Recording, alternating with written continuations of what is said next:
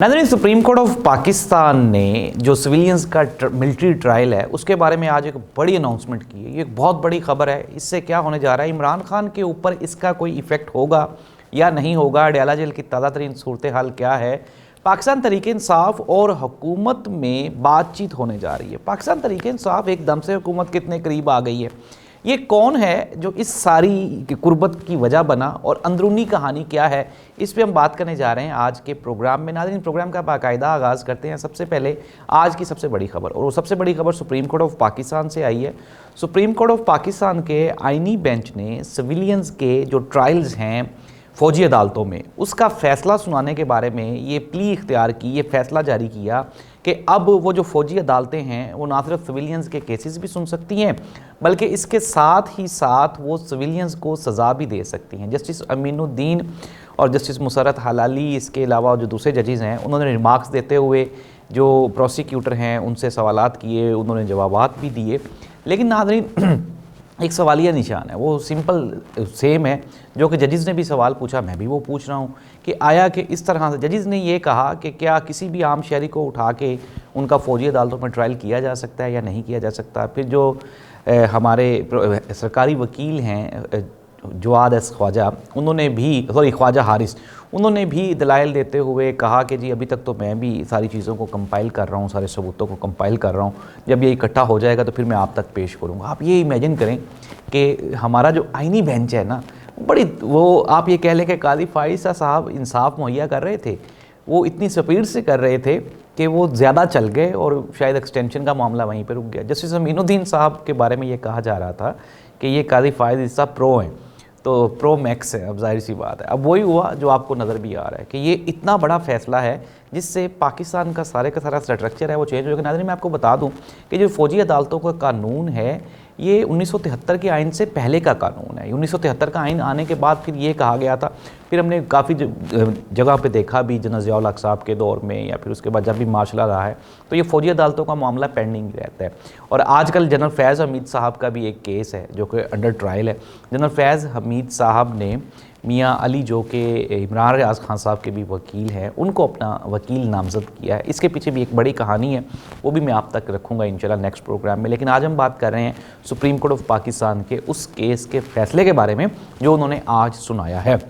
तो जाहिर सी बात है, अब सुप्रीम कोर्ट ऑफ पाकिस्तान ने लेकिन इसमें एक चीज़ अच्छी कर दी, और वो ये है कि उन्होंने कहा कि एज़ सुन एज़ पॉसिबल जो फ़ौजी अदालतों में सिविलियंस के केसेस पेंडिंग हैं, आप उनको सज़ा सुना के तो उनको सिविलियंस जेलों में मुंतकिल कर दिया जाए ताकि वो आगे अपील कर सके सुप्रीम कोर्ट ऑफ पाकिस्तान में। पहले ये था कि अपील नहीं हो सकती थी, अब सुप्रीम कोर्ट ऑफ पाकिस्तान में अपील जब अपील होगी। लेकिन मसला फिर यही है कि सुप्रीम कोर्ट ऑफ पाकिस्तान का ये जो आइनी बेंच है ये इसलिए बनाया गया था कि केसेस को निपटाया जा सके, लेकिन इस तरह तो केसेस अब मज़ीद बढ़ जाएंगे। जितने भी वहाँ फ़ौजी अदालतों से लोग सज़ा याफ्ता होकर आएंगे तो वो बेचारे, उनको क्या किया जाएगा, सुप्रीम कोर्ट ऑफ पाकिस्तान में लाया जाएगा, वहाँ पे वो पेंडिंग हो जाएगी। अच्छा, अब हम आ जाते हैं, एक और टर्निंग पॉइंट है जो साहबजादा हामिद रज़ा, उन्होंने कहा कि हुकूमत के साथ हम बातचीत करने जा रहे हैं, लेकिन कंडीशन ये है कि माइनस इमरान खान नहीं होगा। इमरान खान साहब को लूप में लेके, एतमाद में लेके ये सारी बातचीत की जाएगी। दूसरी जानिब राना सनाउल्लाह साहब ने कहा कि पाकिस्तान तहरीक इंसाफ अगर हमसे बातचीत करना चाहेगी तो हमारे लिए ये खुशी की बात है, हम उनसे ज़रूर बात करेंगे। अपोजिशन लीडर्स महमूद अचकज़ई, मौलाना फजलुर रहमान साहब और जो दूसरे जमात इस्लामी के भी लोग हैं, उन्होंने ये कहा कि पाकिस्तान तहरीक इंसाफ को इस तरह से नहीं जाना चाहिए था डायलॉग्स के लिए, हमसे भी मुशावरत करते। और ये कहा जा रहा है कि एक अगर मजबूत अपोजिशन एक ही एजेंडे पे मुत्तफिक होगी तो फिर आगे जाया जाएगा। लेकिन मैं आपको एक बात बता दूं नाज़रीन, इमरान खान ने जब 26वीं आईनी तरमीम की बात हुई तो एंगेजमेंट हुई मौलाना फजलुर रहमान साहब के पास। मौलाना फजलुर रहमान साहब ने इमरान खान साहब के साथ एंगेजमेंट की। मौलाना फजलुर रहमान साहब को पता था कि हुकूमत इनके साथ डबल खेलेगी, लेकिन इसके बावजूद भी मौलाना फजलुर रहमान साहब ने पाकिस्तान तहरीक इंसाफ का साथ नहीं दिया और वो हुकूमत की तरफ चले गए। और जाहिर सी बात है, ये कुछ भी कह लेना, दलील दे लेना कि जी मैं प्रेशराइज था या मेरे बंदों को उठा लिया गया था, ये तो मजबूरी है। अगर एक बंदा यानी कि इमरान खान सिस्टम के खिलाफ लड़ रहा है तो दूसरों को भी चाहिए कि वो उसका साथ देते।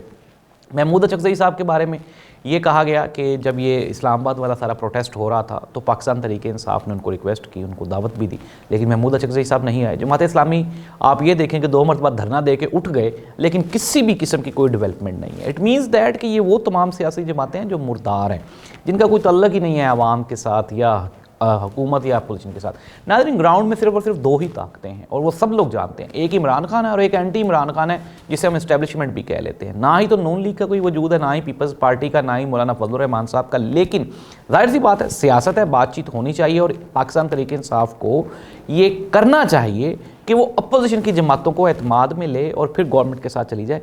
ये एक बेहतरी होगी। अनडाउटेडली जो अपोजिशन की जमातें हैं उन्होंने इमरान खान के साथ कहीं पे भी कोई साथ नहीं दिया और उनका माजी भी दागदार है, जिस तरह मुस्लिम लीग नून और पीपल्स पार्टी का है। लेकिन नाज़रीन, अच्छा अब होने क्या जा रहा है?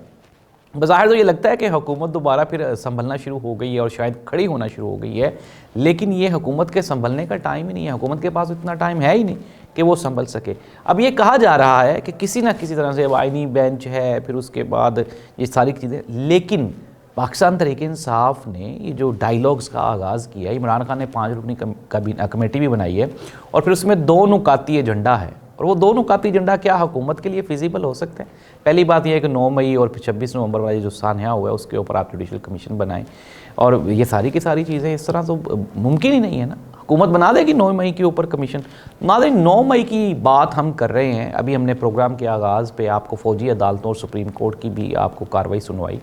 9 मई को 2 साल हो गए हैं। 2 सालों में 9 मई के बारे में अभी तक ये सारा कुछ कन्फ्यूज्ड ही है। जिस तरह सुप्रीम कोर्ट ऑफ पाकिस्तान ने भी कहा कि यार ये 9 मई के केसेस हैं या फिर कोर कमांडर जो रेजिडेंस है, जो रिहाइश है, उसके ऊपर हमले का केस है। अभी तक तो अदालतों को भी नहीं पता कि 9 मई को क्या हुआ, किस तरह हुआ। नाज़रीन, 9 मई कंट्रोवर्शियल है। 9 मई इसलिए कंट्रोवर्शियल है कि अगर हम बात कर लें कि जो मुराद सईद है, मुराद सईद के बारे में आप जानते हैं, पाकिस्तान तहरीक इंसाफ, उनके ऊपर आज भी कोई नहीं, 1-2 केसेस में उनको इश्तिहारी करार दिया गया। एक मुराद रास साहब भी थे, पाकिस्तान तहरीक इंसाफ के वज़ीर तालीम थे लाहौर से। मुराद रास ने प्रेस कॉन्फ्रेंस की और कहा कि जी मेरा पाकिस्तान तहरीक इंसाफ के साथ कोई तल्लुक़ नहीं है। उस पर से सारे 9 मई के केसेस ख़त्म कर दिए गए। अगर हम बात करें असद उमर साहब की प्रेस कॉन्फ्रेंस की, सारे केसेस ख़त्म कर दिए गए।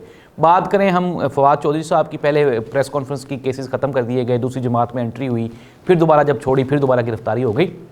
इट मीन्स दैट आपने 9 मई को ये जो नून लीग है इसने खुद ब खुद कंट्रोवर्शियल की है। हमारी जो लॉ इन्फोर्समेंट एजेंसीज़ हैं उन्होंने कंट्रोवर्शियल की है। अगर हम सबको एक ही पैमाने पर, एक ही पैराए पे डील करते तो हम 9 मई की अफादियत को भी बेहतर तरह शो कर पाते। जिस तरह पाकिस्तान तहरीक इंसाफ सानहा इस्लामाबाद को रिप्रेजेंट नहीं कर पा रही, डिफेंड नहीं कर पा रही, वैसे ही हुकूमत 9 मई को नहीं कर पा रही। ये दोनों के दोनों इंसिडेंट्स जो हैं ये लटके हुए हैं। पाकिस्तान तहरीक इंसाफ सानहा इस्लामाबाद पे शहादतों के सबूत प्रोवाइड करे। प्रेस कॉन्फ्रेंस अब जरताज गुल साहिबा ने कहा कि वो DG खान में उनका एक कारकुन शहीद हुआ तो उनको प्रेशर था कि वो उस जनाजे में ना जाएं। यार, इमरान खान इतना प्रेशर लेके जेल में बैठा हुआ है तो आप अपने कारकुनों के जनाजे पे अगर जा ही नहीं सकते तो फिर आप उनको निकालते क्यों हैं बाहर? तो आप उनको छोड़ दें उनके हाल पे और अल्लाह के हवाले कर दें फिर, ताकि आप ये लोगों को तो ना ये जस्टिफाई करें या फिर उनके ऊपर आप ये दावा तो ना करें कि हम आपके साथ हैं, हम इमरान खान के साथ हैं। तो नाज़रीन, ये है पाकिस्तान की ताज़ा तरीन सूरत हाल। सुप्रीम कोर्ट ऑफ पाकिस्तान ने फ़ौजी अदालतों को ना सिर्फ फैसला करने की इजाज़त दे दी है बल्कि अब वो सज़ाएँ भी सुनाएंगे।